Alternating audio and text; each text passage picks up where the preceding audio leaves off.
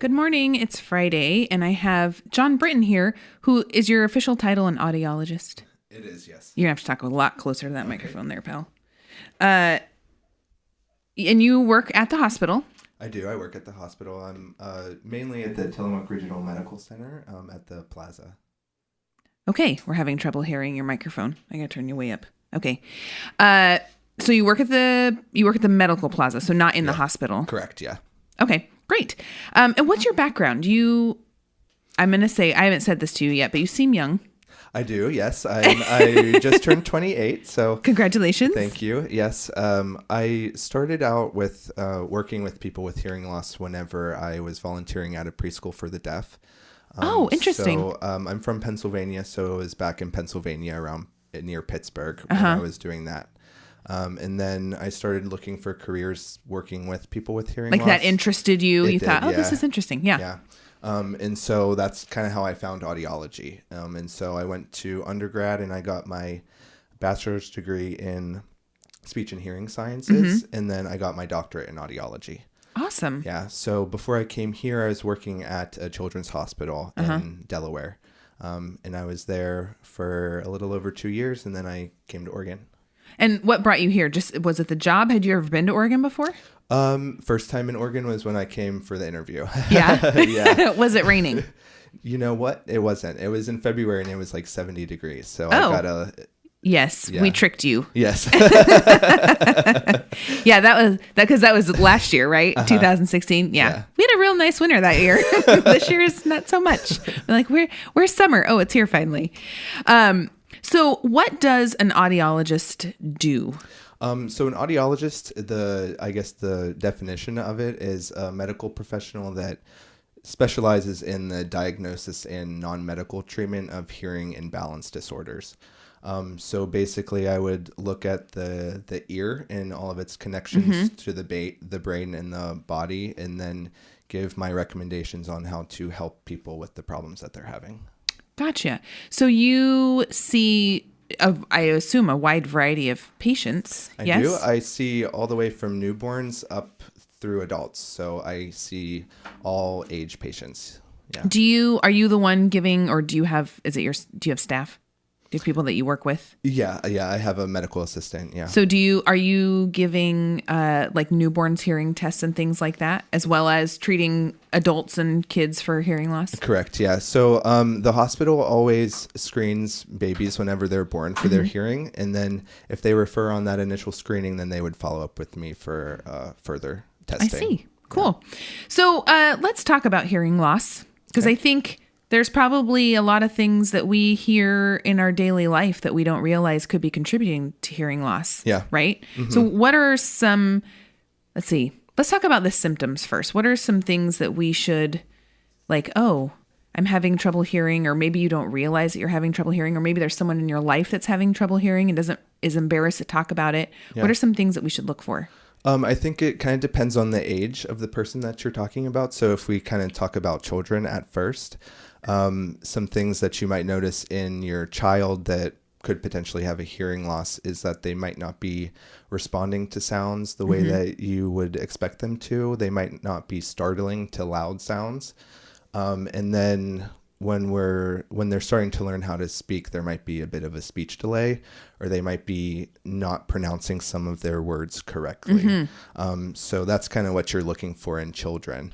When you're talking more about adults, I think a lot of the things that I hear from my patients is that they can hear people but not understand what they're saying. Especially when they get into background noise, or like a restaurant or something like that. Party or movie theater, something where there's, a lot of background noise. Yeah. I also hear a lot of times that everyone mumbles. And so, not everyone mumbles all of the time. Sometimes it's just that you're not hearing certain parts of what they're saying. The TV could be up way too loud. So I hear that a lot, not always from the patient, but from their family members, that the TV is way too loud. And I think also if you have some ringing in the ears, that can be a big symptom of a hearing loss as well. So that is called tinnitus, right? Yep. Mm-hmm. And what exactly causes that? Like, what is that ringing sound that you hear? Because I know, I don't have it all the time. My husband actually does, because he was in the military and got it from working around planes. But I know if I go to a concert or if I've been like at a party where there's been a lot of music or something like that, when I go home, not only is my hearing a little muffled, but I can hear that constant ringing noise. So what is that? What is causing that? So there's quite a few reasons that tinnitus can come up, or ringing in the ears can occur. The main reason for that is a hearing loss. So whenever the ear isn't hearing soft sounds, the brain compensates for that by increasing the activity along the nerve of hearing to try to hear those soft sounds. Oh, okay. So that increase in activity along the nerve is that ringing in the ears. Interesting. So a lot of times people notice it the most when they're in quiet, because there's not that ambient noise or that background noise to kind of go over the level of that ringing that they're hearing. Right. When you get around noise, especially, really loud noise for an extended period of time can cause a temporary hearing loss, sometimes a permanent hearing loss. So whenever that temporary hearing loss is there, you're able to hear that extra activity along the nerve, which is that ringing in the ears. Oh, that is so interesting. I never would have thought of that. I guess I've never really thought like what that noise actually is. So that's interesting. I hear, funny, no pun intended, but I did that earlier, that there are some tricks that you can use to kind of tune out the ringing noise if you have tinnitus. Yeah. Am I pronouncing it right? Tinnitus. It depends. Tomato. Yeah, exactly. Okay. And a lot of that depends on what's actually causing it. So, sometimes a lot of medications can cause tinnitus as well. So if you can talk to your prescribing provider about maybe changing the medications that you're on or decreasing the dosage, that can help a lot. Caffeine, alcohol, and nicotine all increase the sound of that in your ears as well. Okay. So some lifestyle changes can help you decrease that as well. But in terms of, let's say we take care of all of those things and you're still having that ringing, then my usual recommendation for that is sound therapy for someone. So basically, our brain is always paying attention to the sounds around us, and it is kind of categorizing things into what is important and what is not important. So if it's not important, then it doesn't make its way up to our cortex, or where that sound has meaning applied to it. But if we do pay attention to it and it becomes this meaningful sound that we're paying attention to, then that's really where the problem occurs. So what I usually recommend is having sound in your environment as much as you can, and having that sound being something that you enjoy, so that you can listen to that sound while you're also hearing that ringing in the ears, and it can help kind of break this negative reaction to the tinnitus. Oh, interesting. So I usually will pair that sound therapy with some relaxation techniques and guided meditation, things like that, to help just decrease your overall stress and anxiety levels surrounding the ringing in the ears. Right. So that we can kind of break that negative reaction. So that your brain doesn't focus on it as, oh my gosh, this thing is here and it's annoying. Yeah. That type of thing. Oh, that's And then cool. if we can kind of change the dynamic along that nerve of hearing as well, that can help a lot too. So by providing stimulation again for those soft sounds, that can oftentimes decrease the volume of the tinnitus in your ears. Interesting. Yeah. Very interesting. I'm going to take a quick break, and then maybe we can talk about hearing protection and prevention and those types of things. We're going to talk about Rosenberg's. Where do you go to find almost anything you need for home improvement? I'll tell you where. Rosenberg's. Rosenberg's has been your local connection for anything you need to build and finish your house to perfection. Carpet, cabinets, paint, electrical, plumbing, nuts and bolts, fencing, windows, doors, and so much more. All those items in one place, but that's only part of the story. What really makes Rosenberg's your stop for home improvement is their people. Their friendly, knowledgeable, friendly staff is there to help you through any project. Any question from what paint you should use to how to install a new shower valve, you can get the help you need to do it right the first time. Stop by Rosenberg's today to rediscover what you've known all along. It's better to shop local and work with great people you can see every day. Build it, plumb it, wire it, paint it. Rosenberg Builder Supply, Tillamook. So we're talking with Jon Brittian, who is an audiologist over at the, you said the Medical Plaza, right? Correct, Adventist yeah. Health? Yeah. And so we're talking about hearing loss today, which is fascinating to me. It's not really something I think about a lot, but I have, like I said, I have family members that are dealing with it. So what are some things that we can do to help prevent hearing loss, or at least, I guess help prevent, because I don't know that you can fully prevent it, but there are things you can do in your life to kind of mitigate the damages, I guess. I think probably the main thing is to protect your hearing, because once damage is done to the inner ear from noise, that damage is done and there's really nothing that can be done about it. So anytime that you're around noise that reaches a certain level, you should wear earplugs or hearing protection. And so the cutoff for damage caused by noise is 85 decibels. And if you can be in an environment that's 85 decibels for an hour without causing damage, if you go above that hour, then you're at risk for permanent hearing loss.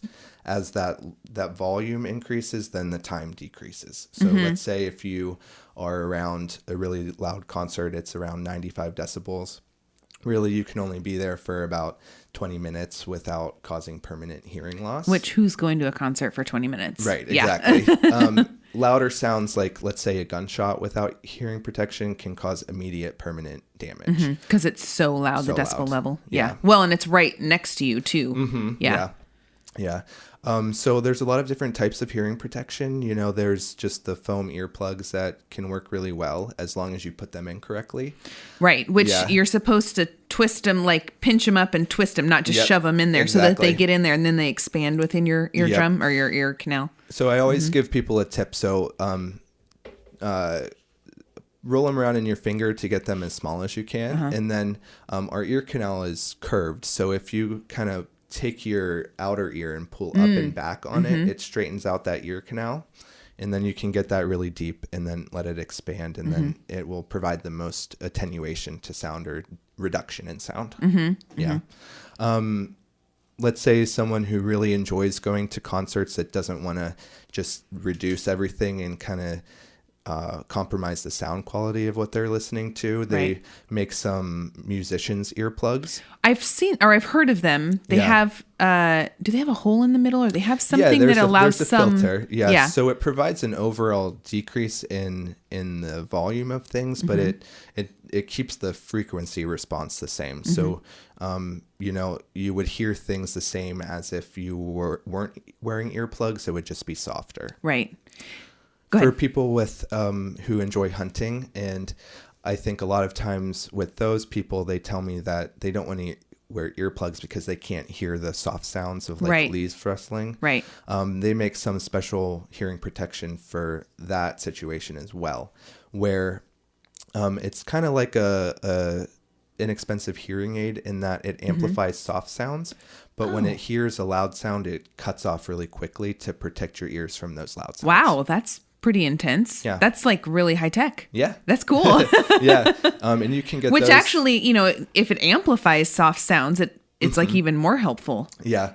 And those are all things that you can buy at like Cabela's or Bass Pro Shop or something like that. Sure. Yeah. Very cool. What about small kids? Because, I mean, hearing, like we were saying, hearing loss can happen at any age. Yeah. So I know I see, like, we've gone to like monster trucks, for example. We were all wearing hearing protection because that is a really big arena and it's enclosed and those trucks are super loud. Yeah. And the sound, not only is it coming straight from the truck, but it's also bouncing off the walls and the ceiling. So your ears are hearing it multiple times. Yeah. And I know I've seen little kids with headphones. Big, and even babies, like, you know, and their faces are all squished together, which is super cute. What are some other things that maybe situations where people aren't thinking about, hey, my kid needs to be wearing earplugs 4th of July? Yeah, absolutely. And the thing about with kids is that because their ear canals are smaller, sounds that might not seem so loud to us are actually louder to them because that sound has to go through a smaller space. It kind of amplifies it. Yeah. Yeah. And so 4th of July is a good example of that. Anytime that you would be at a loud outside venue or at the concert or anything, it would be a good time for them to wear earplugs. Yeah. Yeah. Any of those loud noises. Yeah. Something I was saying, I just wrote a note. Do Q-tips cause you were talking about ear canal Yeah. and I was thinking you were talking about putting the earplug in and getting it in the ear canal. And I know even on the Q-tip box, it says, don't stick this in your ear canal, which everyone's like, yeah, right. That's like the best part of, the Q-tip is, the feeling in the ear. But can that cause hearing loss? It can. So our ear canal actually has a mechanism in place to clean itself. Mm-hmm. So as you go into the ear, the first 2/3 of it, the canal is covered in skin. As you get closer to the eardrum, it's just bone and cartilage. So the portion that's covered in skin secretes oil, which is what causes the wax in your ears. And as the skin grows, it grows out and it takes that wax out with it, especially when you're showering or sleeping or something like that. If you put a Q-tip in your ear, though, to try to get the wax out, it can push it deep down into the ear where it can't come out on its own. So if you're pushing it so far deep and you're just packing it in there, right? If it gets so much wax in the ear, it can cause a temporary hearing loss just because it's like you're wearing an earplug. Oh, sure. Yeah. So since we're just talking about Q-tips, I know this is not what you were here to talk about. Do people come into you that have like done candling or anything like that? Yeah. Is that what it's called? Yeah, ear candling. Yeah. So people swear by it, but when they have done studies on it and they actually break apart the ear candle itself, they're not really seeing any earwax. It's really just wax from the candle. Oh, I see. And I've seen quite a few burns on people's ears. I would think, from that too. If you're not careful, that wax is going to drip into your ear. Yeah. Okay, so we've talked about tinnitus. We've talked about causes. I'm going to take another quick break, and I want to talk about hearing aids. Okay. And then maybe we can mention the 2 upcoming seminars that you're having, presentations. Yeah. We're going to take a quick break, and the Adventist Health Hospital, would like to remind you that summer means family camping trips and weekend barbecues. Whether you're on family vacation or dishing up potato salad at a neighborhood party, the team at Tillamook Regional Medical Center wants you to stay safe this summer. For you grill masters, remove grease and fat buildup on the barbecue to avoid fires. Keep grills away from structures, decks, and high grass, and keep kids at a safe distance. If you're heading to a sunny picnic or gathering, apply sunscreen with at least SPF 15. 1 in 5 Americans will get skin cancer in their life, so wear a hat and sunglasses to protect your face, neck, and ears. UV rays are strongest between 10 a.m. and 4 p.m., and don't forget food safety. Potato salad, condiments, and other foods should be kept out of the sun and on ice to avoid spoiling or bacteria growth. Thank you, Tillamook Regional Medical Center, for wanting to keep safe and healthy. And I feel like I should mention UV rays are strongest between 10 a.m. and 4 p.m., and that includes when it's sunny out or cloudy out. You can still get sunburnt through the clouds, because I feel like people think around here we don't get sunburnt, but we do. We are talking with Jon Brittian, who's an audiologist over at the Regional Medical Center in the Medical Plaza, and we're talking about hearing loss. So before we went on air, I said I feel like there's kind of this taboo about hearing aids, that there are these big clunky things that you have to have in your ears and everyone's going to know that you're wearing them, but not really anymore. No, not really anymore. I think when people think of hearing aids, they think of that big hunk of beige that sat behind their ears. Totally. That's exactly what comes to mind when I think of a hearing aid. And that just whistled all of the time and didn't work. And so a hearing aid is a little computer. And if you think about how much computers have changed and how much they've gotten smaller over the years. We carry our phone around, which is basically a little computer. Who would have thought 20 years ago we'd have a phone in our pocket? So there's a lot of different styles of hearing aids. Some still sit behind the ear, but generally there's just a thin wire that kind of sits in front of the ear. So it's not very noticeable at all. And with that shrinking of technology, we're able to get some really small in-the-ear hearing aids where they fit pretty deep down into the ear canal as well. So I think a lot of people are concerned about the cosmetics of it, but oftentimes anymore it's not really an issue. You don't even really notice that people have hearing aids. If someone, after hearing this, or is concerned about a family member, or they themselves like, oh, maybe I should go get tested. I assume you guys do hearing testing? Do you do hearing testing? I do hearing testing. Yep. So I do testing, like I said, from infants all the way up through adults. And so if you're an adult that wants a hearing evaluation, I think the best first step is to always get a referral from your primary care physician. Just most insurances like it better that way. Right. And so then I would do a test, and basically what I'm doing is looking at the whole system from the outer ear all the way through the nerve of hearing. And depending on my testing, I can see where the damage is and what's causing the hearing loss, and then that kind of determines my recommendations for it. I remember taking a hearing test when I was in like elementary school. Is it the beeping? Like you have to hear? That's a part of it. Yeah. I remember like hit the button when you hear a beep. Yeah. You have some seminars / presentations coming up. I do. Go ahead. This upcoming Tuesday, July 25th, I am doing a doc talk at the Tillamook Library, and that is from 6 to 7 p.m. I will be focusing mainly on hearing loss and the types and causes of it, the prevalence of it in our society, and how it impacts people.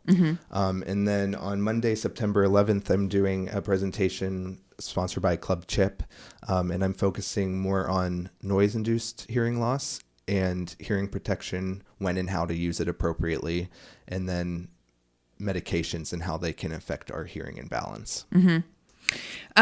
You mentioned that earlier, balance, and I made a mental note and then forgot. I always have to try to remember to write things down. So do you deal with like vertigo? Like, because that is part of the inner, like that's an issue from the ear, right? Yep. Our inner ear, a portion of our inner ear controls our balance. So depending on what's causing the dizziness, the inner ear can often be the reason why people are having vertigo or a spinning sensation. So I do testing specifically looking at the inner ear, the nerve of balance, and how all of that is connected through the brain. And I had a friend who had it, I think earlier this year. She had vertigo for like 5 days. I mean, it was really intense.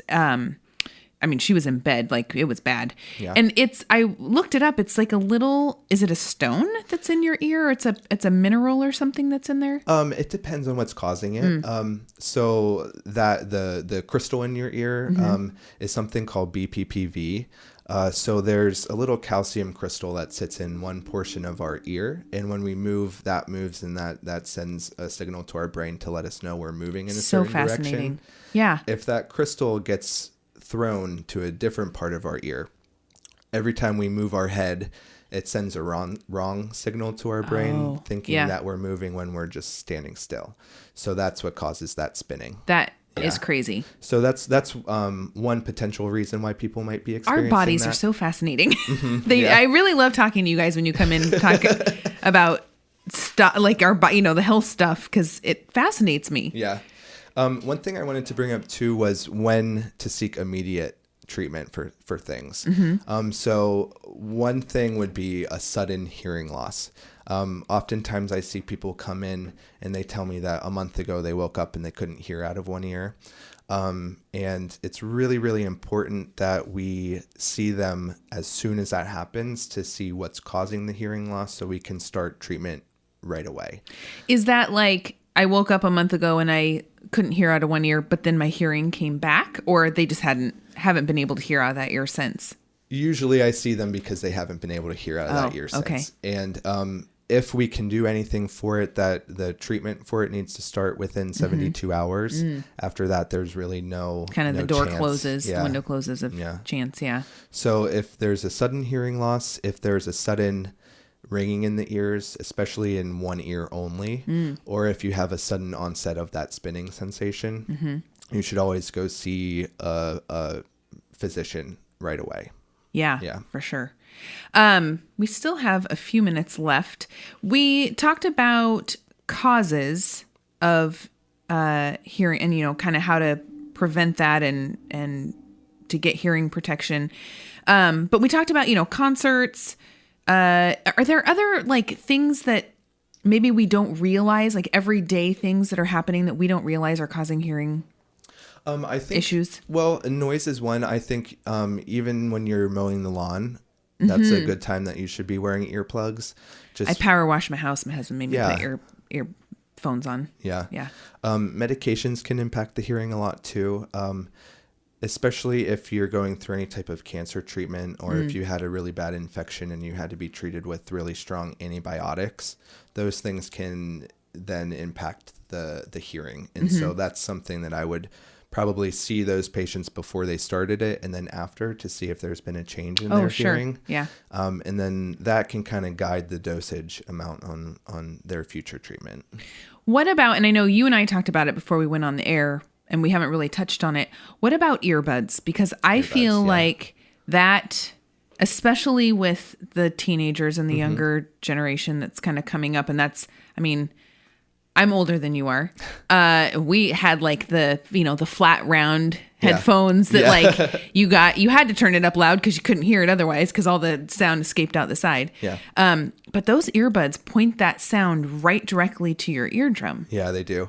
And we're seeing a whole lot more noise-induced hearing loss in teenagers and in young adults now. And the reason for that, they think, is from earbud use. Yeah. And so one way that you can kind of prevent that is only listening to it for maybe a half an hour at a time and then giving your ears a break.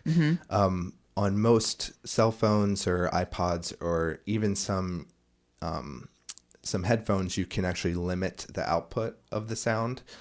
So that would be something to look at. Yeah. So if you can go into your phone and only find the setting or somewhere, and turn it down to about half volume, then that should be okay. Also, the type of earbud that you use, like just the ones that sit right in the ear, tend to not be the best because you have to turn them up because you're hearing so much around you. Right. So if you can get something that fits a little bit deeper, then you usually can listen to it at a softer volume. That's a good point. Yeah. I do feel like sometimes I'm around a teenager and I can hear their music and they have the earbuds in. Yeah. And I think, oh my gosh, that's so loud. And I know I'm an old lady and I'm telling you, an adult is telling me to turn my music down. But no, you're going to thank me when you're 40 and you can actually hear. Yeah. The one thing I do notice, it's kind of the new thing, is to only have one in. And so I would just say, if you're doing that, make sure, I guess, that you're switching. Like, you don't want to just keep one in the same ear all the time, right? Like I said, the damage occurs based on the volume and the length of time that you're listening to it. So, don't listen to it too loud. But if you are listening to it loud, take breaks. Yeah. Awesome. Is there anything else you want to mention? Should we just plug your talks again? Sure. Yeah. So this upcoming Tuesday, July 25th, from 6 to 7, I'll be at the Tillamook Library talking about hearing loss. And then Monday, September 11th, starting at 6:30, I will be at the Tillamook Adventist Church talking about noise-induced hearing loss and hearing protection and medications. And that's over on First Street, right, when you come into town, right? Correct. Yeah. Awesome. Thanks for coming in today. Yeah, like I said, I love it when you guys come in and talk because I always learn new things about how my body works. Monday, Betsy Johnson will be here. Don't forget, senior meals, 11:30 at St. Mary's by the Sea in Rockaway Beach every Monday, Wednesday, and Friday. Also noon every weekday at the Kiowanda Community Center in Pacific City, as well as the Tillamook Senior Center at 4th and Stillwell. Cost is $3 for seniors and $6.75 for everyone else. This weekend, Tappa has another set of performances of To Kill a Mockingbird, tonight and tomorrow at 7 and Sunday at 2 at the Barn Theater by Les Schwab. It is recommended to reserve tickets early at Diamond Art Jewelers. Last weekend's performances sold out. Tickets are $15 a person. You can call 842-7940. This weekend is also Rising Tide Productions performances of Doubt, a Parable. It is tonight and tomorrow at 7 and Sunday at 2 at the NCRD in Nehalem. Tickets are $20 at the door. Garibaldi Days runs this weekend, today through Sunday, with a free concert tonight and a parade with fireworks and another free concert tomorrow. And then farmers markets tonight in Manzanita from 6 to 8, tomorrow in Tillamook from 9 to 2, and also in Nescoin from 9 to 1. And then Sunday from 10 to 2 at the corner of Camp Street and Bruton Road in Pacific City, I should say. I did not mention that. Jon, thanks for coming in this morning. Yeah, thanks for having me. And thank you, Tillamook, for listening.